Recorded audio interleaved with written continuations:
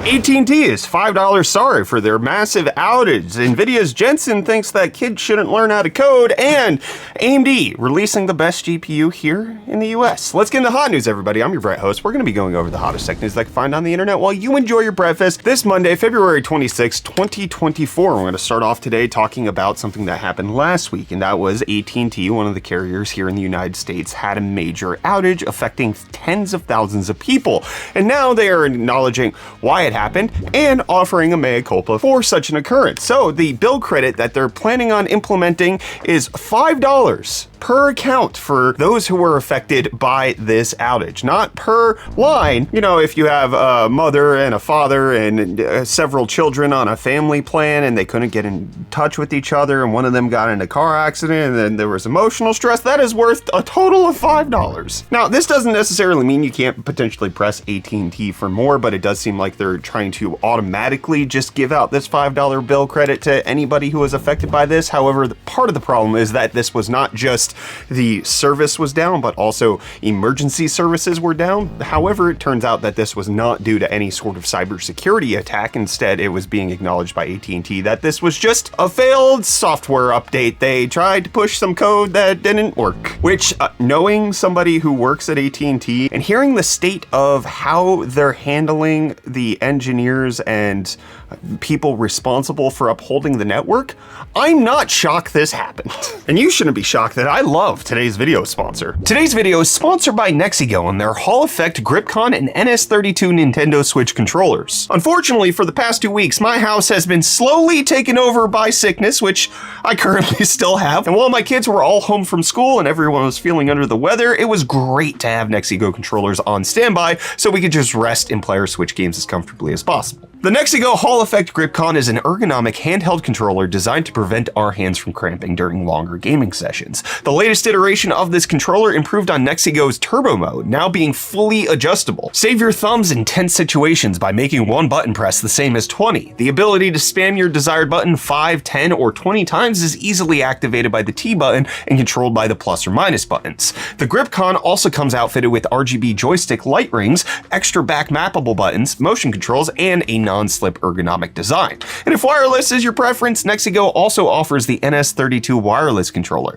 The NS32 is compatible with all versions of the Switch and can even be upgraded to include the Hall Effect sensors, helping to prevent stick drift, allowing you to accurately and skillfully play your games. The NS32 also comes with dual motor vibration, a 6-axis gyroscope, and fast charging on a long-lasting battery. And we put that to the test on our 18-hour drive to Florida back in January, and trust me, we had to keep the Switches on charge way more than the controllers. So you can change the way you use your Switch with the Nexigo controller today by checking out the links in the description below. Big thank you to Nexigo for sponsoring today's video. Well, just like AT&T went down in the US, turns out Google Pay is also going down in the US. That's going to stop later this year in June. You're going to have to start using Google Wallet instead, which is almost the same thing, but not quite. You lose a few things like peer-to-peer payments, as well as a few other things that Google Pay had that was different than Google Wallet. Every time we talk about Google shutting down something here on Hot News, we inevitably have many people who are like, I use this service all of the time. This is such a massive inconvenience, even though to me, this looks like you could just easily switch over. If you have that, let me know down in the comments. And Avast was letting their customers know that, hey, they're gonna protect you from all of those smarmy, shady websites out on the internet, that they're gonna keep you safe. Avast antivirus or browser protection, whatever the heck they were doing, has been ordered to stop selling browsing data and to pay people back because despite the fact that they said that their information collection from their users would be anonymous and aggregate and that it would stop hackers from making money off your searches, turns out that it was not those things and that they were making money off of your data by collecting everything and then selling it to a company known as JumpShot, who's been shut down. But now Avast has been ordered by FTC to pay $16.5 million, which will be used to provide redress to customers. So in case you were using Avast, probably a bad idea. But let's talk about some more ways to collect your data. data. And that's all your biometric goodness. All of that thing that makes you a human being sold to companies. And Samsung is going to have a latest device for you to use. The Samsung Galaxy Ring is expected to get unveiled at Mobile World Conference later this week. They're already putting out a teaser of this, but it's supposed to help you to collect all of that biometric data. Obviously, they're going to get some of that on the back end. It'll help build their AI. That's what the data is going to go to nowadays. I personally have stayed away from biometric rings simply because I am terrified of being degloved. We even replaced my wedding ring with one of those silicone bands. Don't Google degloving if you're squeamish, because oh man, as soon as I found out about it, I was like, I love my wife, but I would like to show that love and also be safe at the same time. And I think it's safe to say that Reece is not doing deals today because he was busy gallivanting across the South African coast. And so I'm gonna provide you with NVIDIA's Jensen saying, here's the deal. Kids shouldn't learn how to code. This is at the World Government Summit in Dubai, where the NVIDIA CEO Jensen Huang was talking to a whole crowd of people, where he discussed exactly what AI is going to accomplish for people, for humanity moving forward. And one of the topics of conversation was how potentially it's not going to be a worthwhile skill to learn how to code, and that programming in and of itself is not going to be valuable. If you watch this little clip right here, he doesn't exactly say that children shouldn't learn how to code. That might have been present in a different part of the speech, but specifically he talks about what I think is one of the recursive issues with AI. He discusses how everybody is going to be able to become a programmer, especially if they have domain level expertise. And so it's going to be the domain level experts who are going to be able to utilize AI to take what they do to the next level. Except for the problem with all of that is that in order to get good data to train AI, you need domain level experts to feed in good data. But when you remove all of the incentive for people to become entry level in those positions because you upskill everybody to the point where it's not valuable to have an entry level programmer because you just type into ChatGPT and it's going to spit out the very basics that you need. You just need an expert who's going to be able to correct it. Well, when you de-incentivize people getting into the field, you make it so that you have fewer and fewer experts who can correct it at the top end, which thereby would create a situation where in the future we have fewer subject matter experts who are able to actually work with the AI. I've talked about this in a previous episode of Hot News when it comes to just even Google search, and summarizing everything based on AI de-incentivizes people to create the content that's being summarized. If you take away the ability for people to be entry level, you take away the ability for many people to become experts. It's an intriguing little shakeup that's going to be happening because AI doesn't grab its information from nowhere. It's not necessarily making it up. It's taking it from the vast collection of data that it has. And when you start feeding it bad data, or you start feeding it no data, you're going to get a worse output. Until we get artificial general intelligence, and then who freaking cares? The AI is going to do all of the learning, all of the exploring, and we just have to die, I guess. But what does NVIDIA care? They just passed $2 trillion in market cap as of Friday, so it's going great for them. Speaking of another $2 trillion plus company, Microsoft is going to potentially unveil direct super resolution for Windows, which is expected to happen at GDC, the Game Developer Conference in 2024. They're going to talk about how DirectSR could be baked in to video games and make it so that you don't have to fight between, are you going to use AMD's, Intel's, or NVIDIA super resolution. You can just use what's already there. It should hopefully be GPU agnostic, but I'm not agnostic when it comes to AMD. I believe that they're making a good move here. I believe in them because the 7900 GRE is finally coming to the US. If you're not familiar with this GPU, it is a great value graphics card. It got launched in China a few months ago. It has been selling like hotcakes over there to the point where they have had to lock the pricing of some of their other cards because the GRE just makes way too much sense. This thing is so close to a 7900 XT, but now officially it's going to come out on February 27th or tomorrow here in the US, and it's going to start at $549.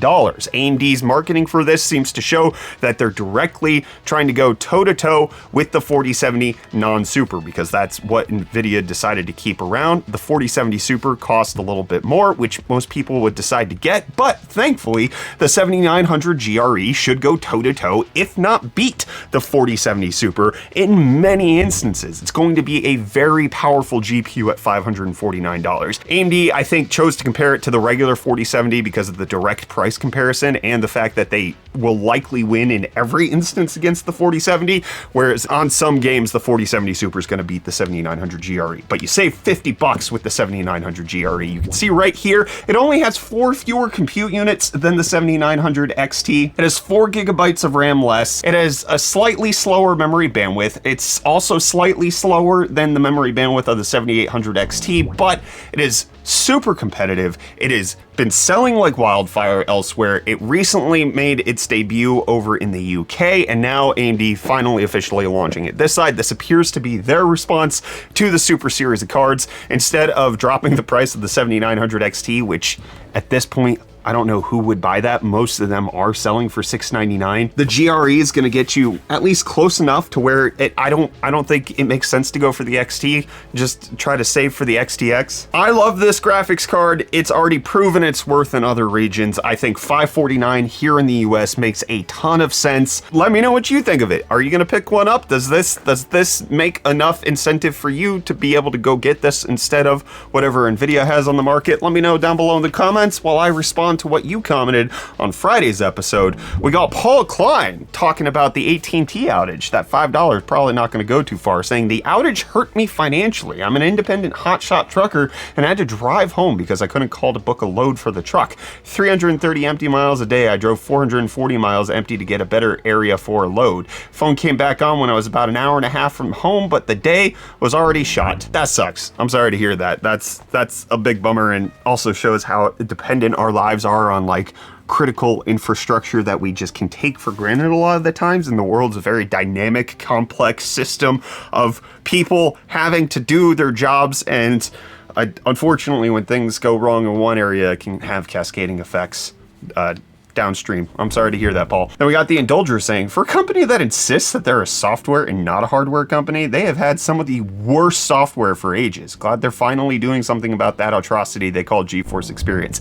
I didn't really ever use GeForce Experience because I didn't want to log in, and also I didn't need to know when there was a latest driver, so let me know what bad experience you had with GeForce Experience, because I've been too far out of it to really know what's going on there. Dan Sim says, glad you're feeling better, Brett. As for shingles, it sucked. I had a patch of it break out on my side, and for a good 2 years after that area was still tender to the touch. Have a good weekend. I mean, I had shingles in, I guess it might have been early July, and up until very recently, this area wasn't tender, this is where I've had the shingles. It was itchy a lot, like a phantom itchiness that kind of went away very recently. I'm like, only because of your comment, I'm now noticing I'm no longer as itchy on this side as I used to be. So thanks for the reminder. Then Goner Me Leggy saying, really excited about the coffee. Happy to see that you're mixing regional coffees like Brazilian and Ethiopian. I used to roast coffee and the flavors are so different based on region and elevation. Expecting this coffee to taste like chocolate covered cherries berries with a hint of almond or pecan. Excited to see where the blends go. That's actually pretty close. So the tasting notes that we've gotten from, like, I forget what you call an official coffee like procurer and taster, but the tasting notes are semi-sweet chocolate, apricot, and yeah, it's definitely more of a slight hint of fruit with some chocolate, and it's very delicious, which again, we're going to be launching this officially as of Rare Disease Day on Thursday. Then we got Brian Moss saying, congrats on the new business, guys. Super psyched. I know you've been struggling for a while, been a silent supporter, looking forward to the journey. Always prayers and good vibes for your son and your fam. After you get settled, let us in on the nitty gritty on how you did it. Some of us want to make a similar jump. Nitty gritty on how we made it through what part of it? The coffee company? Because this is not anything super special. I did see another comment where somebody was like, oh, YouTubers are all launching coffee. Are you guys just using the same supplier? And that is a way you can go. You can do like there are just services out there that will just bag your coffee, slap your label on it, and ship it out.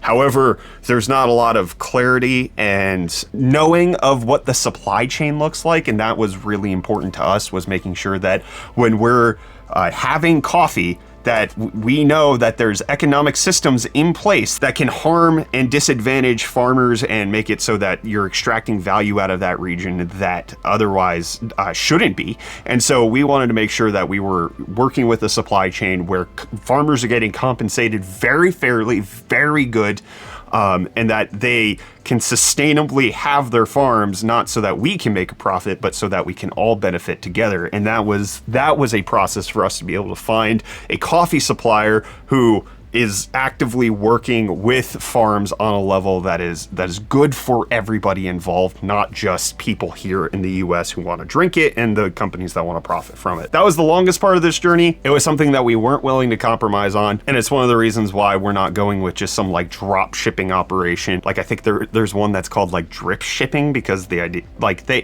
can source the coffee very easily and you slap a label and send it out, whereas we are packaging this up ourselves. We are working with the supplier directly. We are placing orders with the coffee importer directly, making all of that happen. And it's a much tougher adventure, but we're excited for it.